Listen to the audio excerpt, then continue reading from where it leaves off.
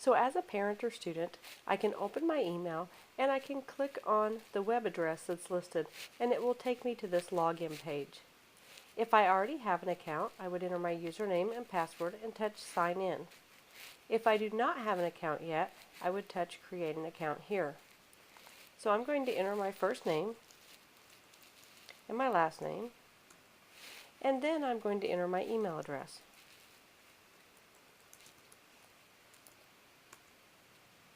And then I'm going to enter what I want my username to be. My username can be my email address, or I can enter something else. So I'm going to enter Rhonda Nass as my username. And then for my password, I enter what I want my password to be. And then I confirm my password. And then I touch register. I now see a screen where I can add students to my account.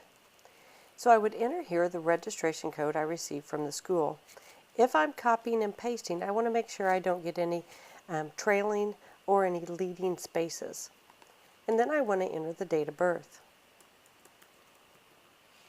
And then I touch register. So it found Samantha to add to my account. And it also noticed there were 2 push notifications that had been set up previously for Samantha. So I can look here and see, do either one of these profiles belong to me? With the Harmony 2 access, there was one login, and you could set up as many profiles as you want, but you could edit the other people's profiles. With the Harmony 3 family access, the profiles are tied to each account.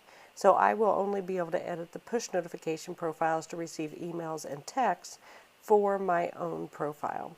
So I can look here and I can say, yes, this one's mine, and I say okay. And so now it's added Samantha to my account, and that push notification profile belongs to me. I could then enter the registration code and the date of birth for my next student and touch register, and I can complete this for as many students as I have. Now that I've added students to my account, let's look at the features available in the Family Access. Once I've added all my students to the account, I can touch on the student's name to view their data. I can touch on the next student to switch back and forth between the students. So a parent can set up one account, and if they have 4 students, they can all be on that same account. What I see at the top are the grades for the student. If I touch on the graph icon, that will show me a graph of their grades. So I see an assignment summary with the overall percentage to the side. So I can see here that the student had a 90% until they did not turn a homework assignment in, and that dropped them to the 77%, and they're gradually working their way back up. The green line is the overall percentage. The blue line is the percent for each assignment. As you can see, if I mouse over, it will show me the name of that assignment and the percent that was earned. If the school has the Email to Teachers feature turned on, the parents and the students can touch on the teacher's name to send an email. If no email address is available for that teacher, it will not be a link, it'll just be the teacher's name.